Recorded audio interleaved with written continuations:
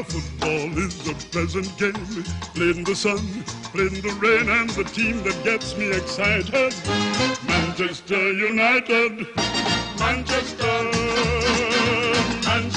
United, a bunch of bouncing Busby babes, they deserve to be knighted. If ever they're playing in your town, you must get to that football ground, take a lesson, come to see football taught by Matt Busby and Manchester United, a bunch of bouncing Busby babes, they deserve to be knighted.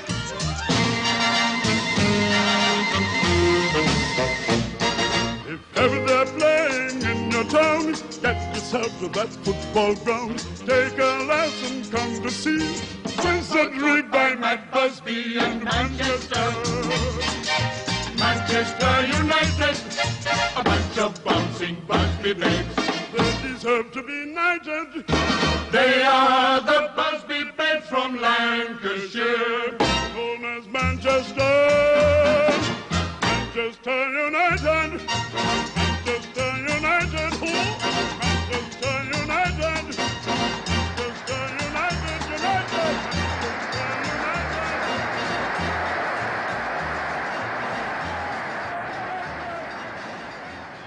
On the fringe of a Munich airport lies the wreckage of an airliner, still smouldering from a crash in which 21 people were killed. Tragedy enough at any time. But in that plane were a group of young men who were almost the personal friends of millions. Manchester United, the finest soccer team Britain has produced since the war. And 7 of them died in the crash. Do you remember what you were doing?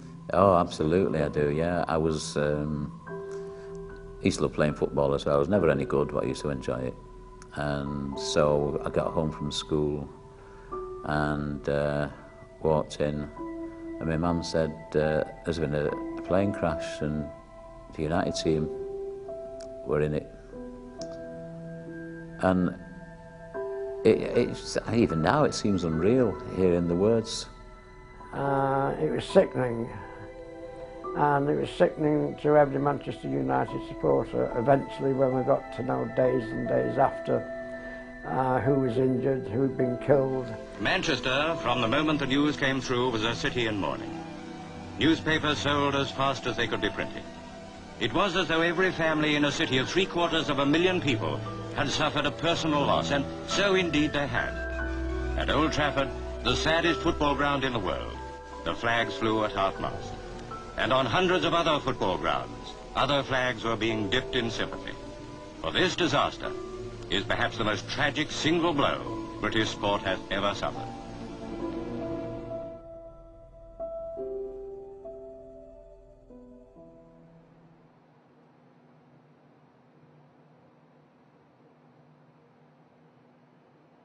The programme that night for United was blank, and there was only a few hundred printed, and if you were lucky enough to obtain one, it's worth probably hundreds and hundreds of pounds.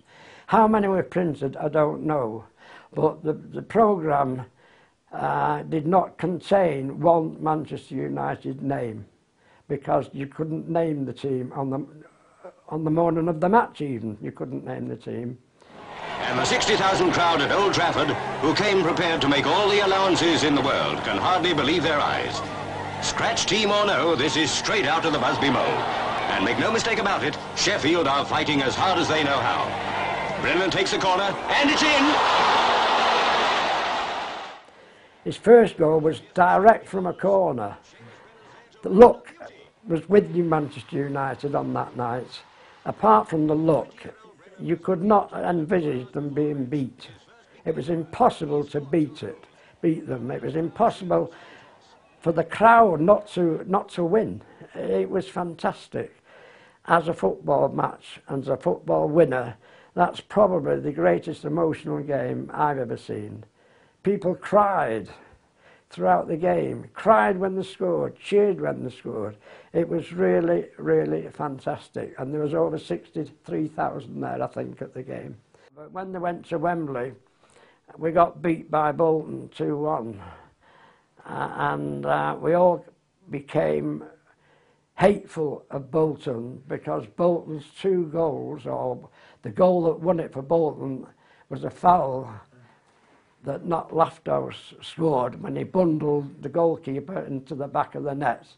The way they won that cup created a hate that was only matched by United and Liverpool today. I remember that vividly.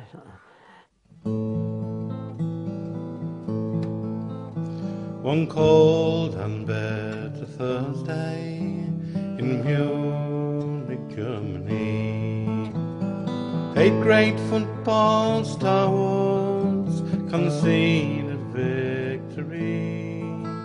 8 men who'll never play again, who met destruction there.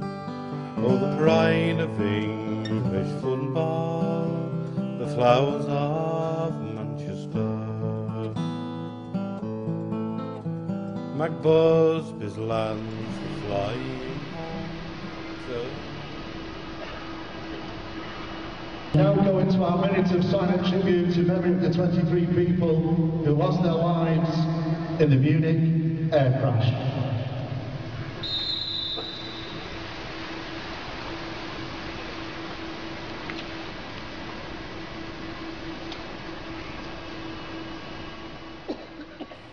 It was, everyone was a bit nervous really.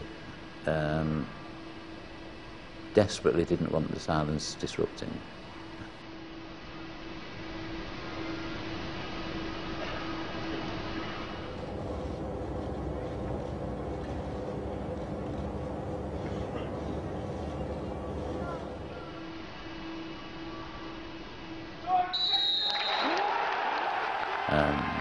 I noticed at the end of it, Alex Ferguson turned around to the City fans and applauded them, and it was very moving, and it felt good to be there. It's 50 years since you were taken, pride of football, our Busby babes. We've shed our tears. I did it for a kick-off, so that felt good for me. I can't even remember how it came about. Well, obviously everybody knew the 50 years was coming up. There's going to be a big deal at Old Trafford, an official commemoration. There was a memorial service as well. And it was very much from a fan's point of view. It was, and I spoke to lots of people before I wrote it. And I just wanted it to be a reasonable tribute to everybody involved in the crash. It wasn't just the players, and it was really taken away from football in a way, because it was the people who had suffered. That includes the players, other people that were on the plane, the crew, and the relatives of them were all mentioned. And the idea was that this was a human tragedy, not just a sad loss of football.